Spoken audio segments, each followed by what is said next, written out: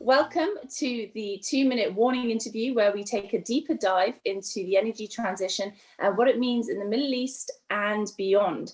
I'm delighted to welcome this week's speaker, Jeremy Martin, Vice President, Energy and Sustainability at the Institute of the Americas. So let's start with a broader strokes question. Are petrostates like those in the Middle East moving fast enough to reach their renewable targets? The fact that the world remains off track to meet the Paris Agreement goals suggests not. What do you think?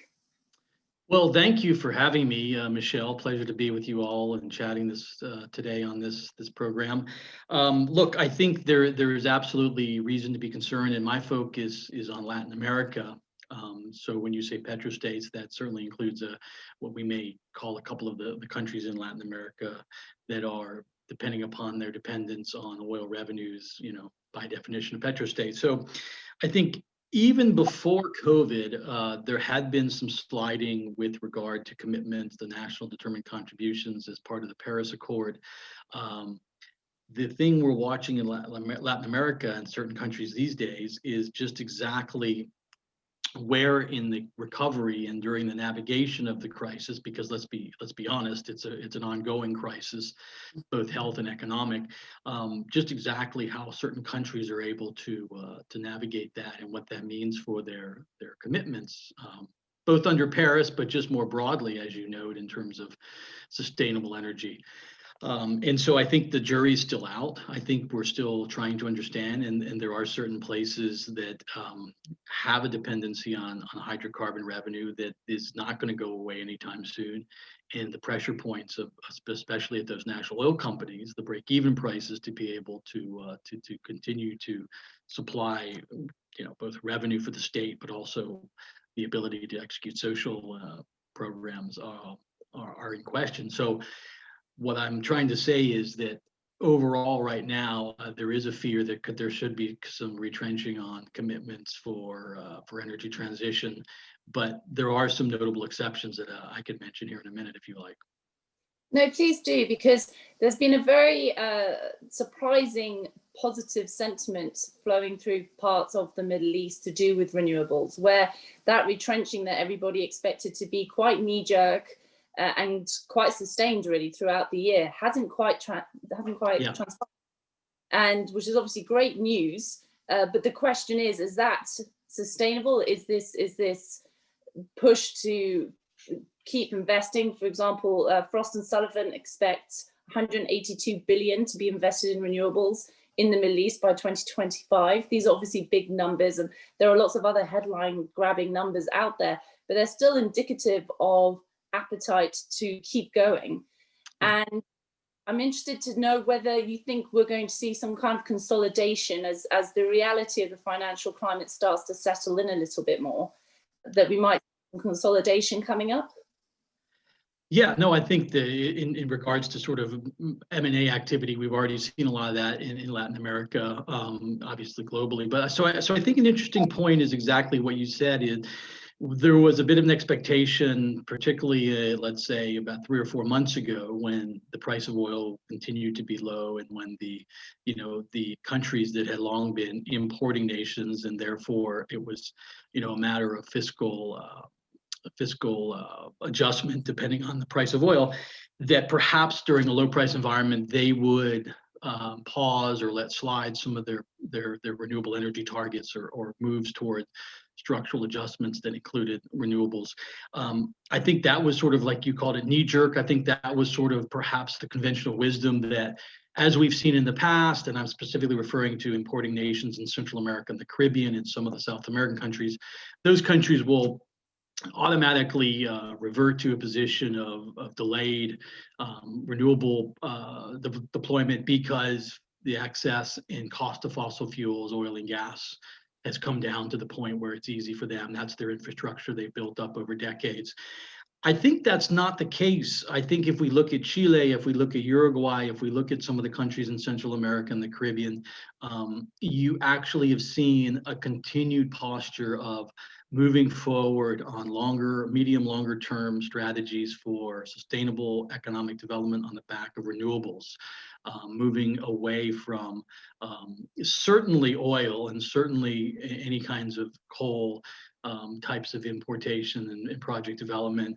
Wind and solar, I think, because of the just sheer drop in price and competitiveness of those technologies, that has also made this moment easier to continue forward, as opposed to, one step forward, two steps back because of the price depression and downturn. So I know Chile, Uruguay, even Ecuador, which is an oil-dependent country, and Colombia, which has a huge dependency on oil revenues at the state national level.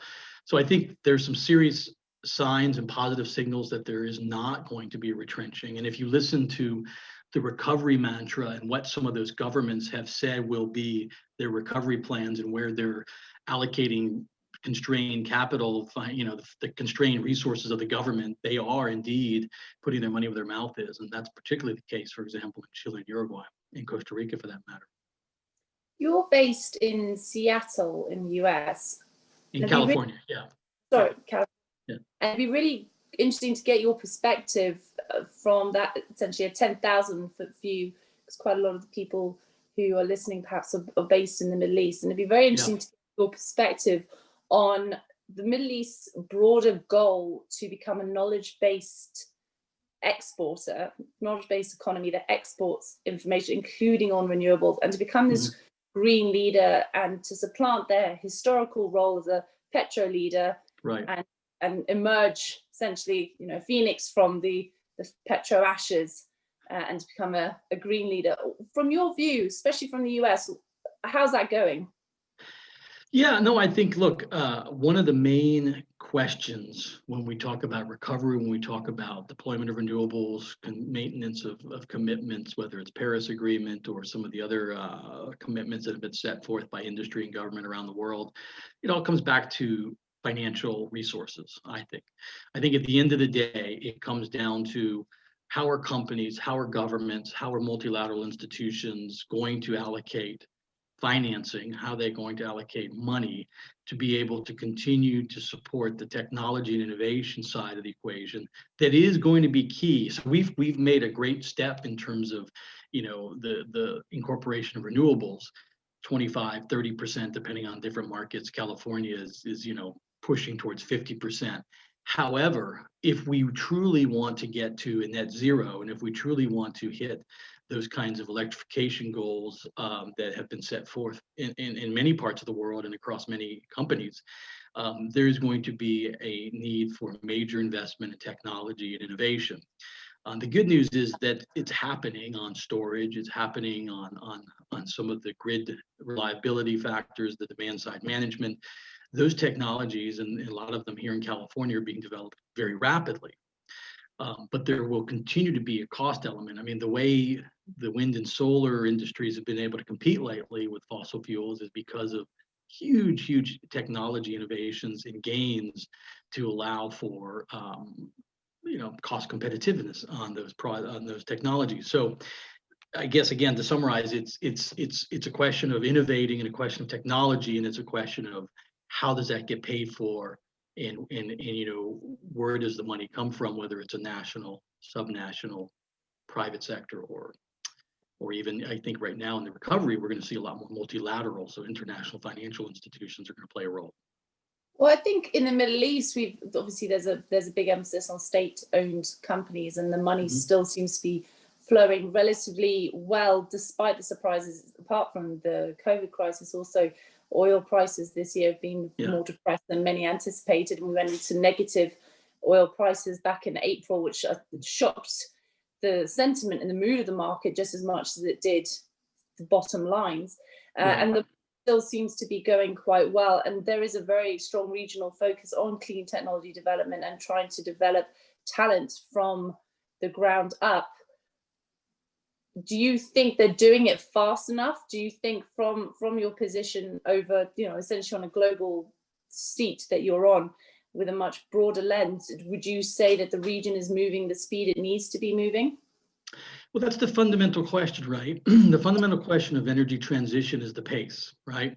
no one doubts that we're on this path of transition. No one doubts that we're on a path to decarbonizing. Certainly, our power markets in the coming years, our transport and other energy markets or energy dependent industries. But what is the pace? And I think we see different pace in different places. Some would argue we're moving too slowly. I mean, obviously, if you are arguing for, climate emergency, then we are moving too slowly. I mean, if you're arguing that the climate emergency is such that it's existential, we're moving too slowly. I would suggest to you, though, we are moving, and we're moving at a pace that, if you take it in historical context, is probably fairly quickly, right? We're innovating pretty quickly, and we are moving pretty quickly. So yeah, I mean, and the final point I would make is, I think that the upside to these low price environments that we've seen in sort of, especially Latin America with regard to state-owned enterprises, low prices forces governments to be more pragmatic, to be more cost efficient, and to absolutely involve more private participation in the market. So and we at the Institute of the Americas view those as good upsides, positive silver linings. And as you say, pace compared to historical progress has truly accelerated. It's really gone from a slow crawl into a gallop in the last few years. And I think that a market that seems to be popping up very much in that space is hydrogen. And that needs is very, at the moment, hydrogen seems to be very similar to the stage that solar was about 2 decades ago in terms of excitement and the level of development surrounding it. Arguably, hydrogen as a market is under a lot more pressure to accelerate and scale far, far faster than solar ever had the luxury of doing. Is that fair? Do you think that we should see a lot more from hydrogen, a lot less time than we had from solar? Yeah, I think that's fair. I mean, again, it depends on when you start the clock on hydrogen. I mean, some folks, obviously have been involved in that segment and that technology space go back several years, if not decades. So, but I think if you set the clock more recently, we've made huge progress. I heard somebody last week talk about something called the hype cycle, and there's 4 levels of the hype cycle, and they suggested that we're at the 3rd level of the hype cycle on hydrogen, and the 4th is obviously wide commercialization and adoption of it. So we're close. The problem or the issue there is we still, if we're talking about decarbonization and net zero, hydrogen today is something on the order of 90% derived. The process of making hydrogen is derived from fossil fuels, right? I think that's what the IEA numbers are, 90%. So we need to, and that's this is the famous rainbow, the green, the blue hydrogen. And so what I think we see in Latin America is the opportunity to capture the wind and solar and the renewable potential and allocate that to the hydrogen process to really enable a green hydrogen, which would truly be a much more, lower carbon future. That at this point is difficult to do without significant tax incentives, fiscal stimulus, subsidies for, it's an evil word in some quarters, but that's where we're at. And so getting beyond, and I think, like you said, with wind and solar, when did we move beyond the need to subsidize and create tax incentives to make it commercially competitive?